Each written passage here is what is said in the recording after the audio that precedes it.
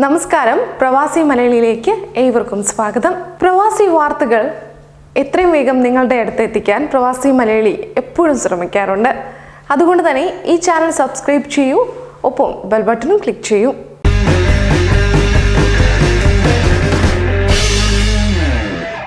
പ്രവാസികൾ ചൊവ്വയിൽ പോവാൻ ഒരുങ്ങിക്കോ എന്ന് പറഞ്ഞാൽ ഒരുപക്ഷെ നിങ്ങൾ കരുതും അതിശയോക്തി പറയുവാണെന്ന്. ഒരിക്കലുമല്ല, അതിശയോക്തിയൊന്നുമല്ല പറയുന്നത്.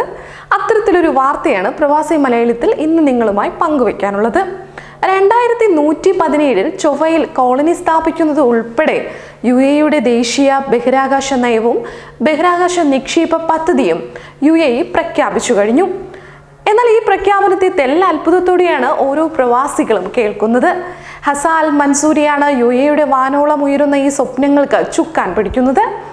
ബഹിരാകാശ രംഗത്ത് ചരിത്ര ദൗത്യം നടത്തി അദ്ദേഹം തിരിച്ചെത്തിയപ്പോൾ ഈ മേഖലയ്ക്ക് കൂടുതൽ ഊർജം പകർന്നിരിക്കുകയാണെന്നും ഈ വാനോളം ഉയരുന്ന സ്വപ്നങ്ങൾക്ക് UAE ഒത്തിരി സപ്പോർട്ടുമായി അദ്ദേഹത്തോടൊപ്പം തന്നെ രംഗത്തുണ്ടെന്നുമാണ് അറിയാൻ സാധിക്കുന്നത്. ഈ വിവരം ഇപ്പോൾ അറിയിച്ചിരിക്കുന്നത് UAE space agency director general Mohammed Nasser Al അഹ്മാബിയാണ്.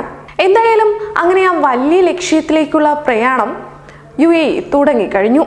വെല്ലുവിളികളെ തന്മയത്വത്തോടെ നേരിടുന്ന UAE ചൊവ്വയിലെ കോളനി വൽക്കരണവുമായി മുന്നോട്ടു പോകുകയാണെന്നും പ്രഖ്യാപനവും വന്നു കഴിഞ്ഞു.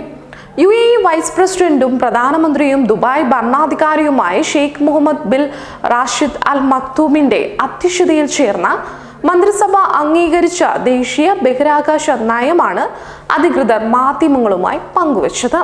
UAE ബഹിരാകാശ മേഖലയെ 23 ഭാഗമാക്കി തിരിച്ചാണ് പദ്ധതി ആവിഷ്കരിച്ചിരിക്കുന്നത്. പുറത്തുവരുന്ന റിപ്പോർട്ടുകൾ സൂചിപ്പിക്കുന്നതും ഇങ്ങനെ തന്നെയാണ്. ബഹിരാകാശ ശാസ്ത്ര രംഗത്ത് UAE ഉന്നതിയിലെത്തിക്കാൻ ഉതകുന്ന നയങ്ങളും പരിപാടികളും ആവിഷ്കരിച്ച് നടപ്പിലാക്കും. എന്തായാലും ഏത് മേഖലകളിലും ലോകത്തോടൊപ്പം നിൽക്കാൻ കെൽപ്പുണ്ടെന്നാണ് UAE ബഹിരാകാശ ദൗത്യത്തിലൂടെ തെളിയിച്ചിരിക്കുന്നതെന്നും അദ്ദേഹം പറയുന്നു. അതുകൊണ്ട് തന്നെ ഒരുപാട് നിക്ഷേപ പദ്ധതികൾക്കാണ് UAE തുടക്കം കുറിച്ചിരിക്കുന്നത്. സാമൂഹിക, സാമ്പത്തിക, പാരിസ്ഥിതിക മേഖലകളിൽ UAE മികവിന്റെ കേന്ദ്രമാക്കി ഉയർത്തുന്നതിനായി ദേശീയ ബഹിരാകാശ നിക്ഷേപ പദ്ധതി പ്രഖ്യാപിച്ചതും ഇതിന്റെ ഭാഗമായി തന്നെയാണ്. ബഹിരാകാശവുമായി ബന്ധപ്പെട്ട ശാസ്ത്രം, സാങ്കേതികം, ആപ്ലിക്കേഷൻസ് ആൻഡ് സർവീസസ് തുടങ്ങിയവയെല്ലാം ഒരു കുടക്കീഴിൽ കൊണ്ടുവന്ന് ആവശ്യമായ സഹായം ലഭ്യമാക്കുമെന്ന് മുഹമ്മദ് നാസർ അൽ അഹ്മാബി പറയുന്നുമുണ്ട്. നിലവിൽ ബഹിരാകാശവുമായി ബന്ധപ്പെട്ട് 50 സ്വകാര്യ കമ്പനികൾ UAE പ്രവർത്തിക്കുന്നുണ്ട്.